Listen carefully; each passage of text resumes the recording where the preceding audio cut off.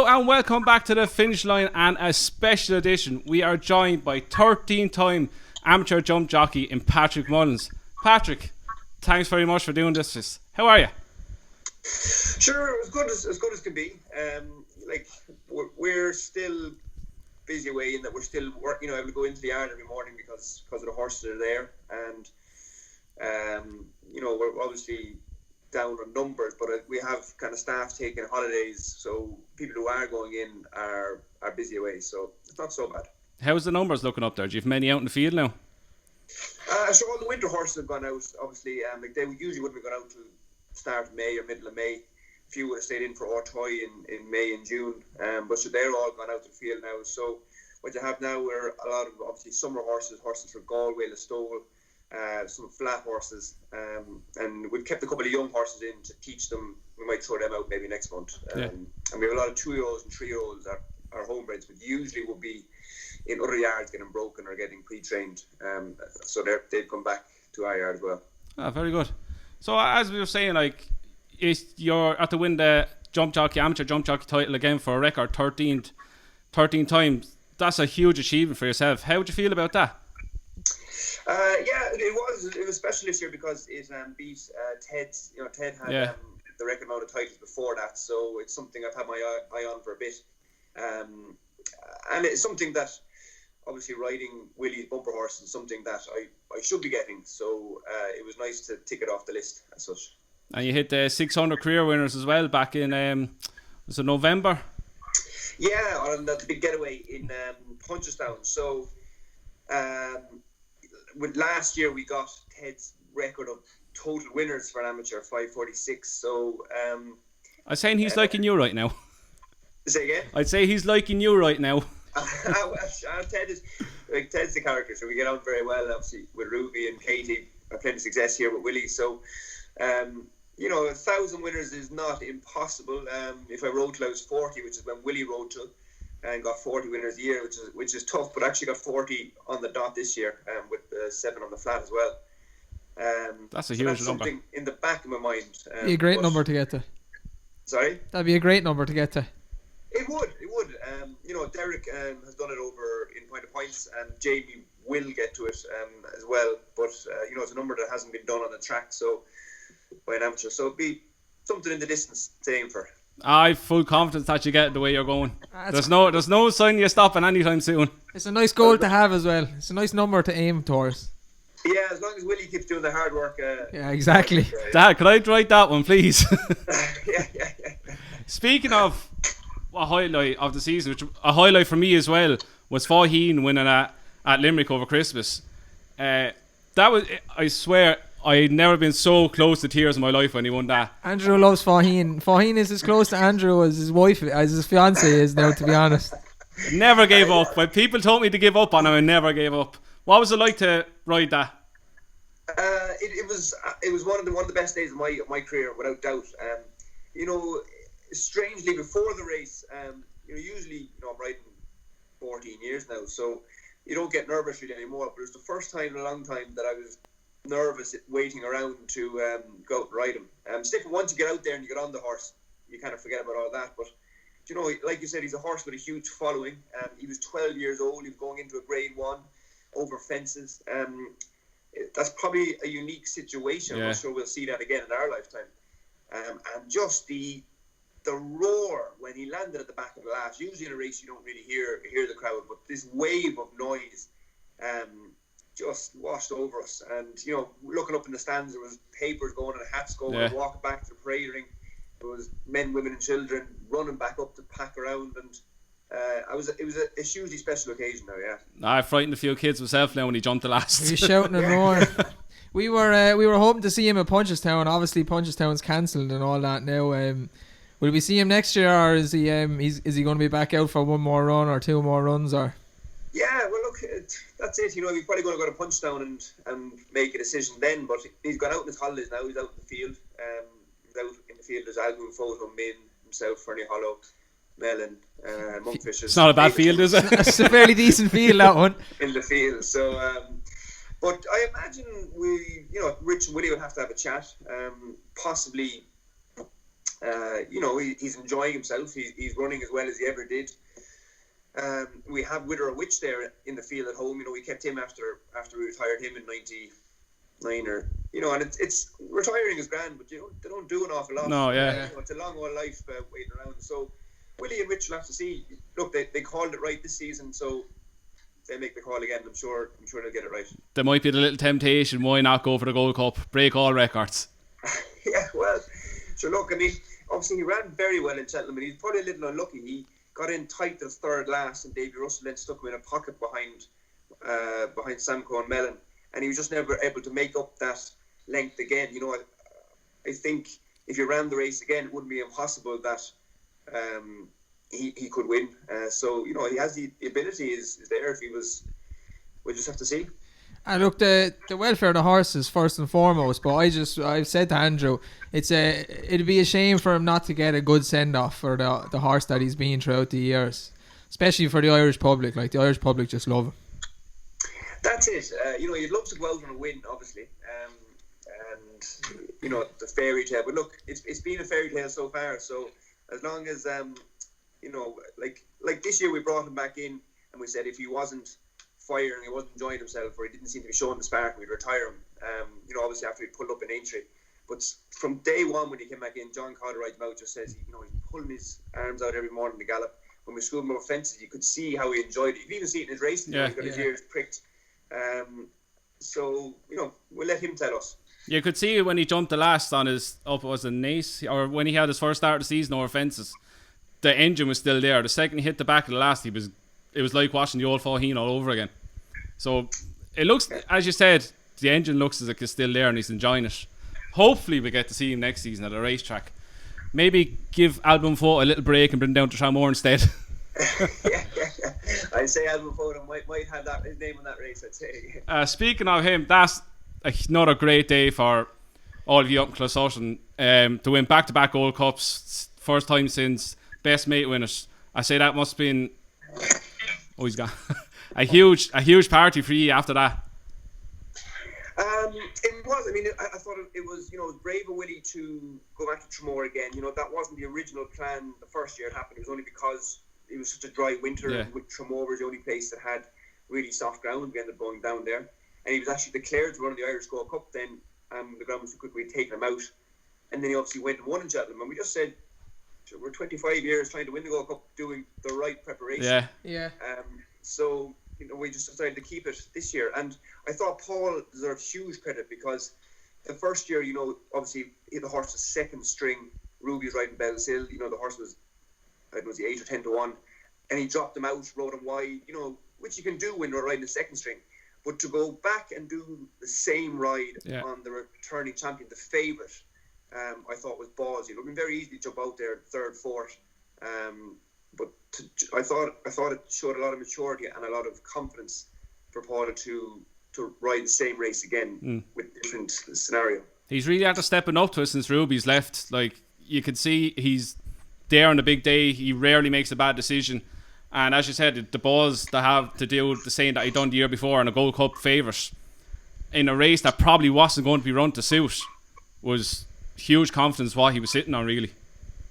Yeah, I'm sure. Look, I mean, it's been a perfect situation in that Paul has been there since 2008.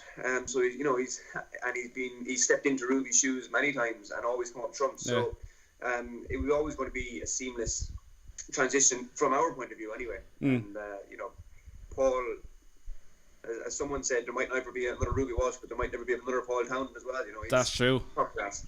Do you feel the horse himself doesn't get enough credit for the 2 Gold Cups? I've talked to Andrew about it. Some of the media seemed to be, they were talking about Santini and some of the other horses, and they were unlucky and all that. Like, fair enough, we love Album Photo. We've backed him the 2 times he won the Gold Cup, but I think he doesn't get as much credit as he deserves because of maybe going to Tramore in the prep run, and he's not seen before December or January, and then comes and wins a Gold Cup.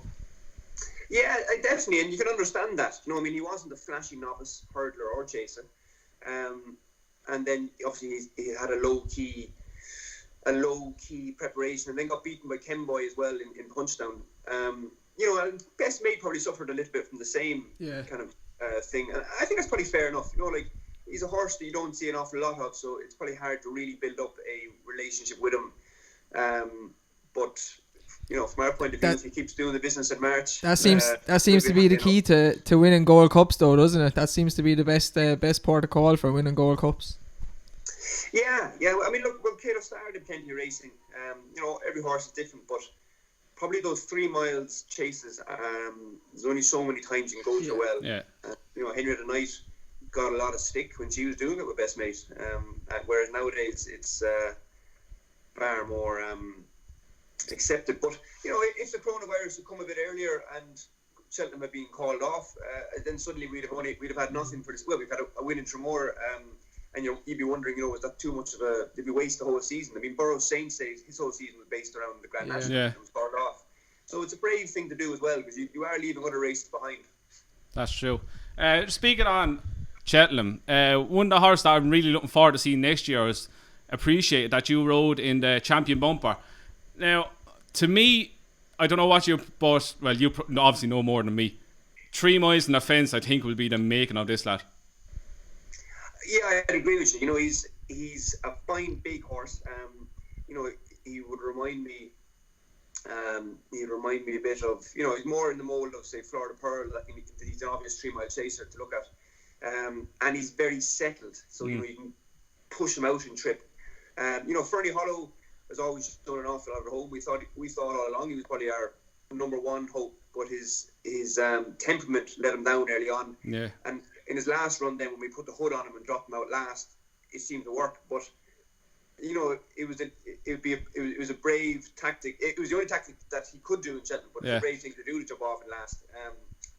And he probably just had a bit more speed than Appreciate up the straight. But they're 2 very exciting horses going forward. But like you said,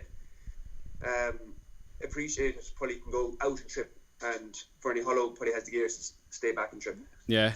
What were you thinking when you seen that little hooded little fecker coming alongside you? You thought you had it in the bag, I'd say. I could just, randomly enough, I heard the commentator say the words Fernie Hollow as I was going through the wings last, and I had a fair idea what was coming. But at the time, as good as I was myself, you know, we'd had a slow start to the week. We'd had no winner, so I was thinking at least it was one of ours going by me. Yeah. And as well, like, it's annoying not to pick the right one, but the way I looked at it was I couldn't not ride Appreciate it. So it didn't annoy me as much as it might have. Yeah. It's not like it was you were always going to ride it after he won around Christmas time. Exactly. You couldn't ride him after a performance like that. Yeah. So like Freddie Hollow, you know, you have to see whether he'd handle the preliminaries, how he get down to the start, and you know, he always had the potential to do what he did, but there was a lot of question marks. There's another one that actually won at Cheltenham that to me has got no recognition for after winning, and that's Burning Victory, who won the Triumph. To win a Grade 1 at Cheltenham after only having one run, that's a huge achievement. Granted, Goshen fell, but still, she won going away. She did, you know. Obviously, Goshen was going to turn into the session. So I suppose you're wondering, is he that good, or the rest of them maybe slightly below par? But I think All Mankind and Aspire Higher give the form some sort of solid look to it. But I mean, she was very slow to come to hand. Her hurdling, when we started schooling her hurdling was very poor. And she's improved. She's improved without being fantastic. I mean, if you look at her jump the last in Fairy House, and if you look at her jumping throughout the Triumph Hurdle as well, it's not her strong point. So if she can get the hang of jumping, I think there's more improvement in her. And as you say, it's only her second run, so she can only go up, in my opinion. Yeah, I think she's one to certainly take note of next year. Probably Mayor's no Millie. I'd imagine so. I mean, it's always hard for 4-year-olds to go stepping out into open company. You know, you have to. That Triumph Hurdle division is. It's a bit like the classic. You know, it's hard to make heads or tails of the farm, really. Yeah, but that, as you said, that Mayor's Hurdle is a nice step for the Mayor's to go into. So I imagine she'll be aiming towards that. Speaking of the Mayor's, now you had another lovely winner in Constantista winning the Mayor's Novice, and now you've Burning Victory thrown in that. Would that mean there's any chance that Benny might step up and trip or go over fences? I don't know. I mean, it is possible because she's well able to do both. You know, she's she's able to do anything. Her versatility is amazing. Willie and Rich again have to sit down and decide, but I would say with Benny, all options are open until they're not. Yeah, I can't wait to see her. She's my favourite horse in training. I was actually heartbroken she was beaten. Heartbroken. I know. I think I think there was the pace. I think the pace was too slow, really. I mean, Stormy Ireland usually goes out and goes a good gallop, and for whatever reason, she ran below par, and throughout the whole way through the race. I mean, I don't think Benny is quick. Even the year she fell going to win the Mayor's Hurdle, she wasn't going to bolt in, and even the year she did win, she only scraped through. I think she probably needs a really strong gallop, and obviously the home bend was disappointing, but I think that's really what got her better. I'd love if they went on again. I think off a strong gallop, her stamina would come into play. Whereas it turned into a bit of a sprint, and that wasn't to her strength. But I mean, Honeysuckle is an extraordinary mare as well. So I mean, that is the rematch everyone wants to see, I think. I'd say Rachel has boasted a bit about that in the household. I'm sure she was delighted, and delighted for Rachel. So, she comes in and rides out in our yard as well. So herself and Paul will be good friends as well. So he's it was a great race. To watch. Really we came out on the wrong side of it, but can't win them all. It is what it is, really. I just want to touch on two horses that I have huge admiration for from your yard. The first one, Allaho, to me, I'm probably wrong, I'm not a trainer, 2 mile 4 looks to be made for him. Or he did. I'll rephrase that. It didn't look like he didn't stay the 3 miles in the RSA, but I think he has that pace and that touch of stamina to beat anything over 2 mile 4. I think he's unbelievable. We both think he's ideal for the Ryanair, but obviously we don't know. I agree with you. I think he's one of those horses that has a high cruising speed and makes ground jumping. So yeah, I think probably coming back in trip would definitely be no harm to him. And I don't know going up another 2 furlongs to the Gold Cup or coming back 3 furlongs to the Ryanair. I think the Ryanair would probably look at this stage anyway more suitable. But if you could learn to settle better, you could probably step him up in trip. But at the moment, I wouldn't disagree with you. He's a gorgeous looking horse as well. He's a beautiful horse. He covers so much ground. Big, tall, leggy horse. And just his stride is huge, yeah. Speaking of big, leggy horses, Monkfish, what a future this lad has. Yeah. He's... If you looked at him in the field, you'd say he needs another year to fill out. And, he's a big skeleton of a horse. But maybe he's just going to be like that. Some horses don't fill out. Joy waiting for them too. And he was plenty tough in Cheltenham. Obviously, they went steady enough. He was keen all the way. 4 in a line would suggest that it wasn't a stamina race. And when you see 4 in a line, are you thinking are all 4 of them very good, or does it mean they're all that there's not much between them? I'd be of the view that they're all very good. I rated the top 3 of that. I rated very highly all season. I think they're going to be. That could be the top 4 like novice chasers next season to go ahead with. Yeah, I like. The Albert Bartlett sometimes doesn't end up being the best of the novice hurdle races, but I think it was a very good race. I think there are 4 good horses, and even to be headed in the middle of the horses and battle back between them to get up again, I thought he was very, very tough.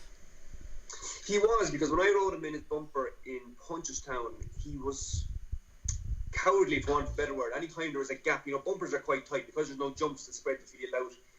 That's why they're called bumpers. They're very tight. You need to be able to get in the gaps, and every time there was a half a gap, he was backing out of it rather than getting into it, and we ended up finishing second to Longhouse Poet. So I was delighted to see that he's obviously got over that bit of claustrophobicness, because he was very brave, as you said, to come back between the 2 horses. There wasn't much space there. Right, we're at to take it up enough of your time as it is already. So if you don't mind, a few questions that come in for our viewers. There's a lot of people ask me to ask you about Flying Smart. Fly Smart, yes, yeah. They're wondering how is he and what's the plan for next season. Yeah, he's a horse. Rich has some very good form in France.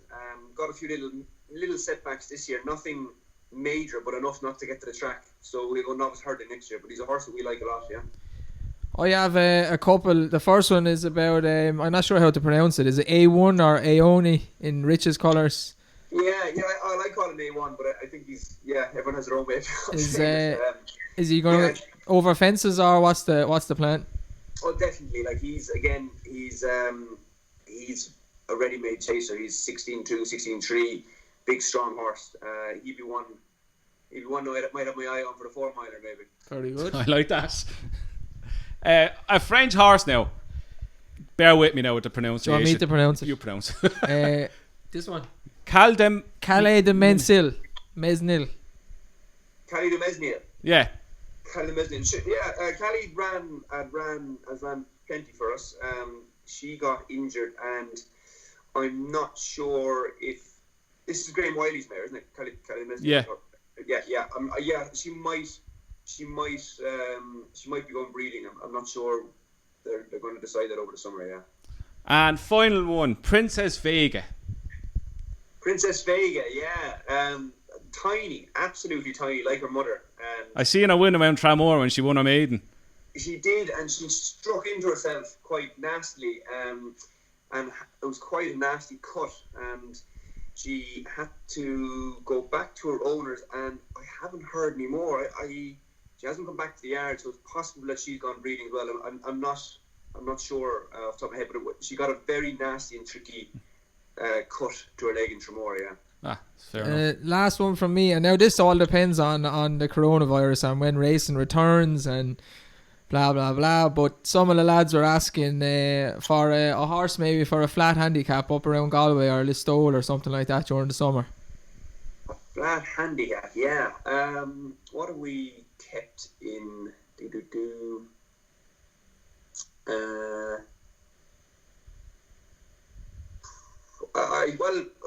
one horse there, I'm not sure whether he's going for it, but I thought he's been made for it, is Luke McMahon's Fodross. I think he's not, I think he's not a very big horse. I think the horse likes to go ground. And if he turned up in the flat handicap, I think he'd be one to watch, especially if Aubrey McMahon claimed 7 on his back. I'll have to follow him around the GP again. Stop. That's the race you haven't won yet, is it? No. So I'll be trying to get Fodross to go somewhere else. Right, Patrick, thanks very much for your time. I really appreciate you coming on for us. And stay safe, and hopefully we'll see you on a race course very soon. Fingers crossed, men. So stay safe and thanks, Patrick. best of luck.